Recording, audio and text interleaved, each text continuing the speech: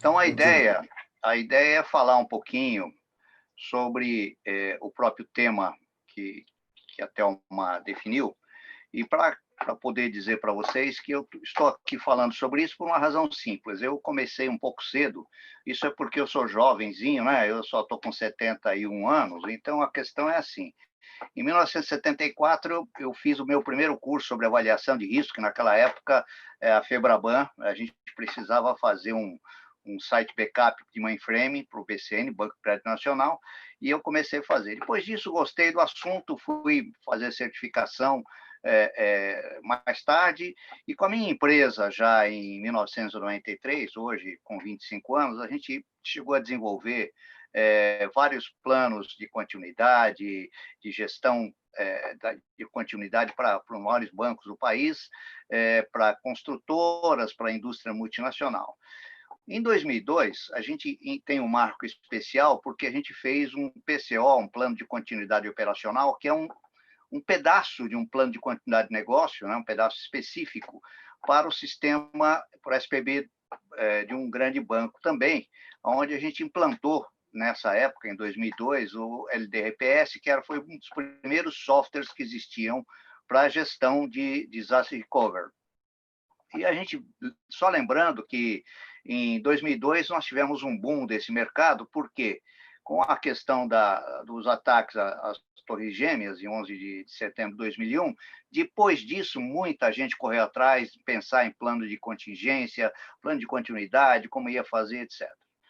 E agora, só para ficar claro por que eu estou mostrando esse slide, em 31 de 12 de 2019, foi o primeiro anúncio da China sobre a questão do novo vírus, novo corona identificado. Ela segurou esse assunto, todo mundo já sabe, e já tem gente brigando, porque a China poderia ter avisado antes, mas ela só anunciou nessa data. Quando a gente observou que existia o risco de uma pandemia, um mês depois, no dia 2 de 2 de 2020, no domingo, a gente acabou lançando um guia chamado Plano de Continuidade Operacional 2019 nCoV, coronavírus, como uma colaboração para todo mundo, um guia livre que tem uma série de informações para que as empresas possam se prevenir. Eu vou falar um pouco sobre isso um pouco mais tarde, mas para a gente dar uma introdução, é lógico, eu acredito que todo mundo saiba o que é risco, mas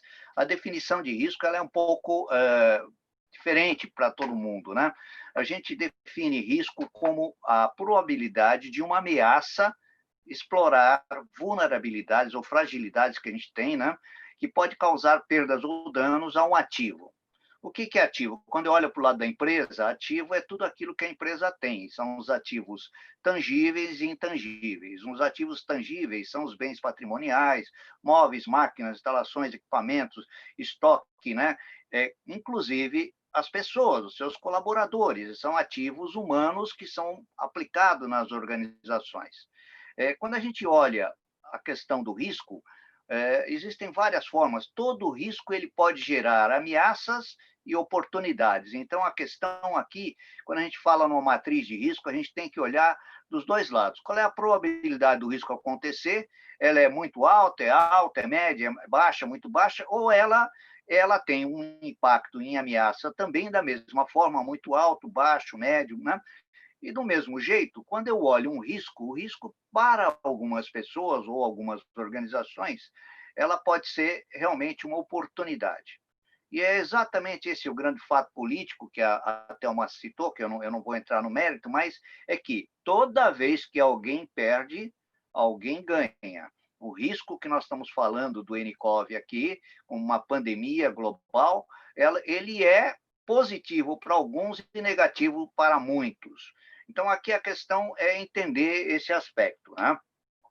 Aqui eu estou mostrando, essa apresentação eu pretendo disponibilizar para todos depois, então fiquem tranquilos que aqui é uma outra forma de identificar, isso aqui nós utilizamos há um ano e pouco atrás, como padrão de referência num projeto que fizemos de avaliação de risco, planejamento estratégico para o metrô de São Paulo, onde a gente tem uma uma visão entre custo, prazo, e, inclusive, uma questão seguinte: toda vez que o impacto ele leva, a ameaça chega a um prazo de 6 meses, ela é catastrófica, ela pode quebrar uma empresa.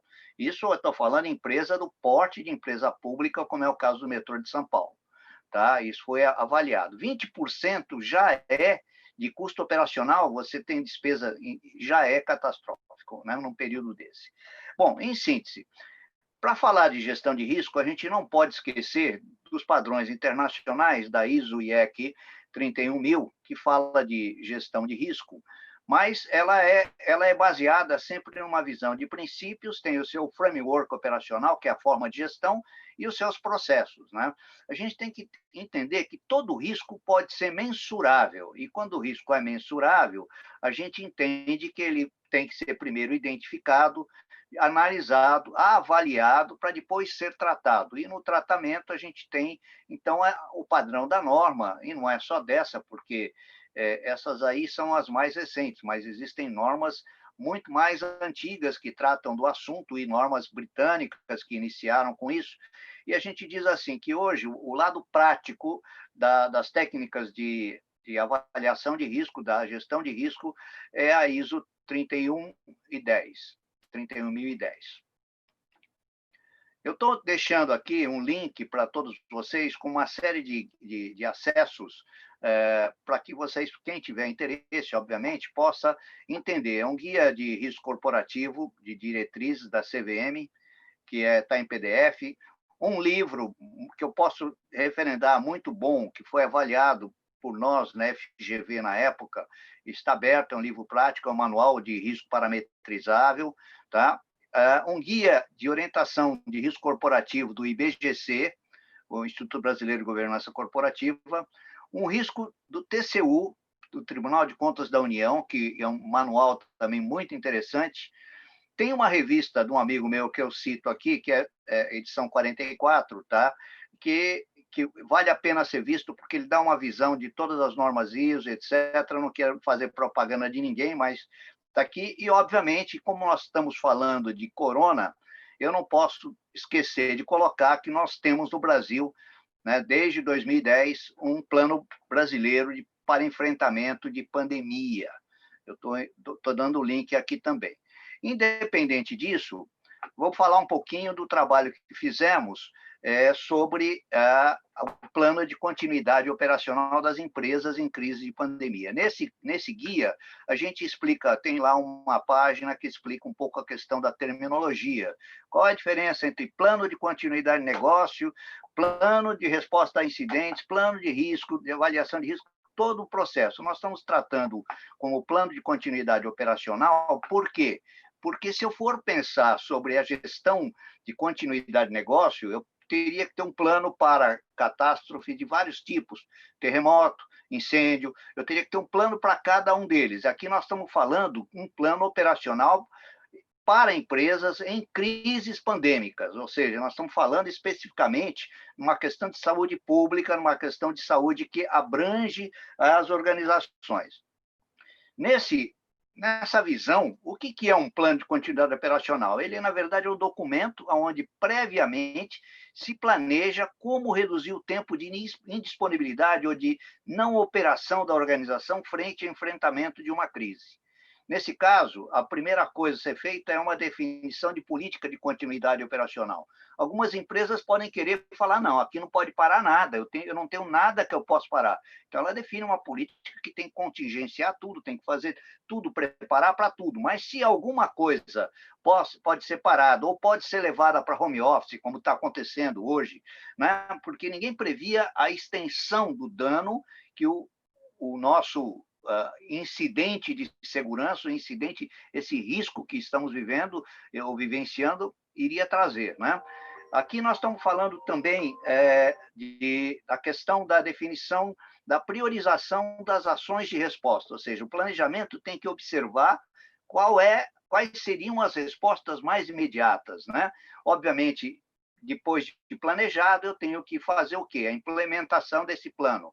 No nosso caso, olha, vou contratar mão de obra excedente, vou buscar reforço em outras empresas, vou ter equipamento adicional, vou criar instalações, vou criar um sistema de home office eficiente para poder levar meus colaboradores para casa. Obviamente que vai depender de cada tipo de negócio, de cada porte de organização, de cada situação que as empresas estarão vivendo. E, obviamente, eu tenho que estabelecer depois um cronograma de teste, de manutenção, de auditoria desse plano, porque ter um plano antecipadamente a uma crise não significa que ele funcione. Eu tenho que exercitar, eu tenho que fazer com que esse plano seja checado, avaliado e, se possível, testado numa questão prática, obviamente não tão prática quanto esta que estamos vivendo agora. Aqui eu mostro, e praticamente o meu, eu diria, quase o último slide, que seria a questão do planejamento. E naquela fase de fazer o planejamento, eu tenho que ver, com base na questão epidemiológica, eu tenho que ver três coisas. Primeiro, eu tenho que reduzir a epidemia através de prevenção, mitigação e preparação. Ora, prevenção é tudo aquilo que eu posso fazer antes dela, e que nós começamos a fazer isto em janeiro. Nós tínhamos um caso, mas já se imaginava que poderia ser propagado. Em janeiro deste ano, o Brasil começou a fazer.